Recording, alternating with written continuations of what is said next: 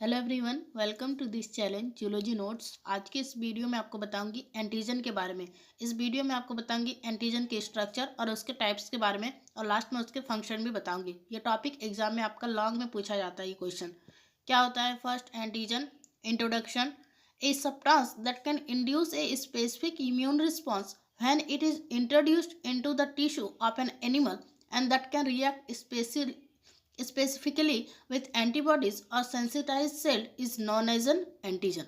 यहाँ पे बोला जा रहा है कि एक सब्सटेंस जो एक जानवर के टिश्यू में पेश किए जाने पर एक स्पेसिफिक इम्यून रिस्पॉन्स प्रोड्यूस कर सकता है, या फिर बोल सकते हैं ये एक तरह का विशेष रूप से एंटीबॉडी या सेंसिटाइज्ड सेल के साथ रिएक्ट कर सकता है, जिसे एंटीजन कहा जाता है। The ability of an antigen to produce an immune response to and to react with the product is known as antigenicity। बोला जा रहा है एंटीजन का जो एबिलिटी जो होता है वो इम्यून रिस्पॉन्स को प्रोड्यूस करने और क्या होता है, प्रोडक्ट के साथ रिएक्ट करता है, जिसको एंटीजेनिसिटी कहा जाता है। एंटीजेनिक सब्सटेंस, एंटीजेनिक सब्सटेंस क्या क्या होता है? The following agent function as an antigen.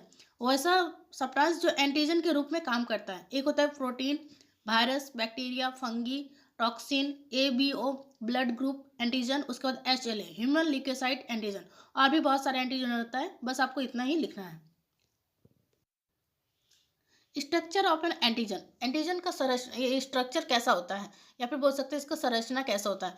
The antigen has a binding site called epitope. Antigen का जो बाइंडिंग साइट जो होता है उसको इपिटोप कहा जाता है। The antigen binds to the antibody और any surface receptor with the help of epitope. अगर एंटीजन किसी भी एंटीबॉडी के साथ बाइंड करता है या फिर किसी भी सरफेस रिसेप्टर पर बाइंड करता है, तो वो किसके हेल्प से करता है? तो इपिटोप के हेल्प से वो बाइंड करता है एंटीबॉडी के साथ और सरफेस रिसेप्टर में। The binding site of the antibody is called paratope. क्या होता है? एंटीबॉडी के बाइंडिंग साइट को पाराटोप कहा जाता है। An antigen containing many epitope is called a multivalent antigen. वैसा एंटीजन जो बहुत सारे इपिटोप को कंटेन करता है उसको मल्टीवैलेंट एंटीजन कहा जाता है। मल्टी मीन्स एक से ज़्यादा, मतलब उस एंटीजन में एक से ज़्यादा इपिटोप्स होंगे।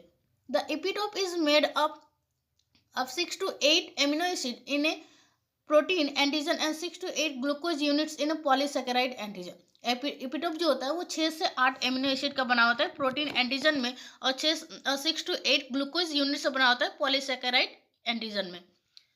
उसके बाद एपिटोप का आप यहाँ पे फिगर ड्रॉ कर सकते हैं। यहाँ पे दिखाया गया एक साइड है इपिटोप, दूसरा साइड है पाराटोप। एंड इपिटोप जो होता है वो एंटीजन में होता है और पाराटोप जो होता है वो एंटीबॉडीज में होता है।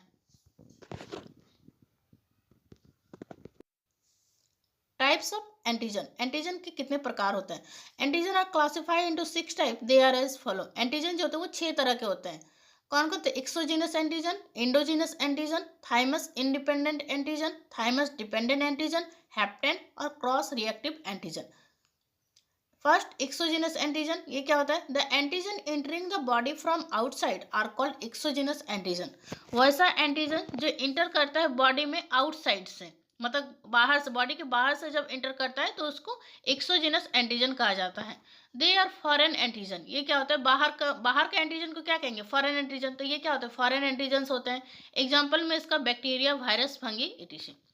दूसरा है इंडोजिनस एंटीजन। ये क्या होता है? तो the antigen derived from the body are called endogenous antigen. वैसा एंटीजन जो बॉडी से लिया जाता है उसको इंडोजिनस एंटीजन कहा जाता है। They are native antigens. ये क्या होता है? ये नेटिव एंटीजन्स होते हैं। They are the component of body cells और they are synthesised by the body cells. ये क्या होता है? ये बॉडी सेल्स का ही कंपोनेंट होता है, या फिर बोल सकते हैं ये बॉडी सेल्स से ही सिंथेसाइज्ड होते हैं या बनते हैं। एग्जाम्पल के लिए न्यूक्लिक एसिड और nucleoprotein, HLA human leukocyte antigen, etc। यहाँ पे एग्जाम्पल में जो EX लिखा है वहाँ पे EG लिखिएगा। उसके बाद आपको ये चार्ट बनाना होगा। आप चाहे तो ये इसको स्किप भी कर सकते हैं। एंटीजन को 2 भाग में बांटा गया है, एक है exogenous antigen, endogenous antigen. Endogenous antigen जो होता है वो 2 तरह का होता है, ऑटो एंटीजन्स और एलो एंटीजन्स।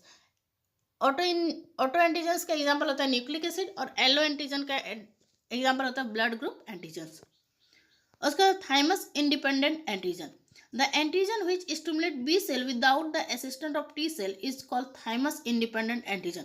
वैसा एंटीजन जो बी सेल जिसमें क्या होता है? बी सेल स्टिमुलेट होता है बिना किसी का हेल्प से, बिना टी सेल के हेल्प से, उसको थाइमस इंडिपेंडेंट एंटीजन कहा जाता है। Thymus independent antigen include polysaccharide, lipopolysaccharide, dextran, levan etc. Thymus independent antigen में पॉलीसेकेराइड आता है, लिपोपॉलीसेकेराइड आता है, डेक्स्ट्रॉन आता है और लेवान आता है. They are non protein. ये जो होते हैं ये नॉन प्रोटीन होते हैं. They are resistant to degradation. ये डिग्रेडेशन के लिए रेजिस्टेंस होते हैं. उसके बाद यहाँ पे ये फिगर ड्रॉ कर दीजिएगा. पहले थाइमस इंडिपेंडेंट एंटीजन, उसके बाद डेट्रो रेजिस्टेंस, उसके बाद बी सेल. नीचे लिख दीजिएगा थाइमस इंडिपेंडेंट एंटीजन. उसके बाद है thymus dependent antigen. Thymus dependent antigen stimulate T cell. Thymus dependent antigen जो होता है वो स्टिमुलेट करता है टी सेल्स को. They are protein antigen. जो थाइमस इंडिपेंडेंट है वो नॉन प्रोटीन है और ये प्रोटीन एंटीजन होता है. बस दोनों में डिफरेंस याद रखिएगा. They are degraded by APC into peptide polygate. ये क्या होता है, ये एपीसी से डिग्रेड होता है पॉलीपेप्टाइड फ्रेगमेंट्स में. एपीसी में एंटीजन प्रेजेंटिंग सेल.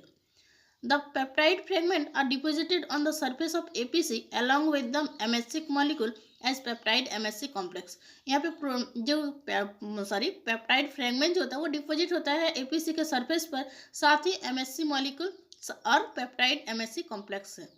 यहाँ पे आपको एक फिगर ड्रॉ करना है, वो फिगर मैं आपको बुक से दिखाती हूँ. ये फिगर आपको यहाँ पे बनाना होगा. पहले तो एंटीजन है APC, फिर APC. याद रखिएगा, फिगर जरूर ड्रॉ कीजिएगा. कलर पेन से बना सकते हैं, पिंक कलर का यूज कर सकते हैं आप.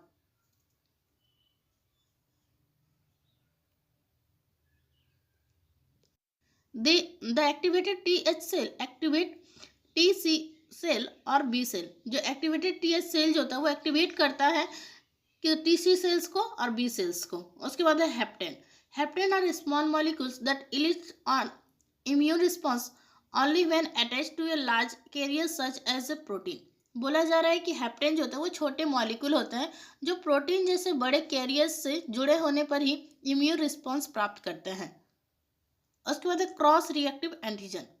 Cross reactivity refers to a situation in which an antibody recognizes and binds to two or more antigens that are highly homologous and possesses the same epitope. यहाँ पे बोला जा रहा है कि क्रॉस रिएक्टिविटी जो होता है एक तरह का ऐसा सिचुएशन को रिफर करता है जिसमें एंटीबॉडी दो या दो से अधिक एंटीजन को पहचानता है और बांधता है, और बोल सकते हैं कि जो अधिक होमोलोगस होता है या फिर एक ही इपिटोप के अधिकारी होता है, उसी को क्रॉस रिएक्टिव एंटीजन कहा जाता है.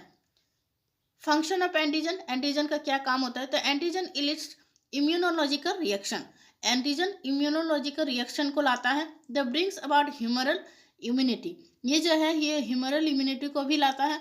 The determine blood group. ये ब्लड ग्रुप को पहचानने में ये हेल्प करता है. बस आपको यहीं तक लिखना है, और ये क्वेश्चन एग्जाम में आया तो आपको फिगर जरूर ड्रॉ करना है.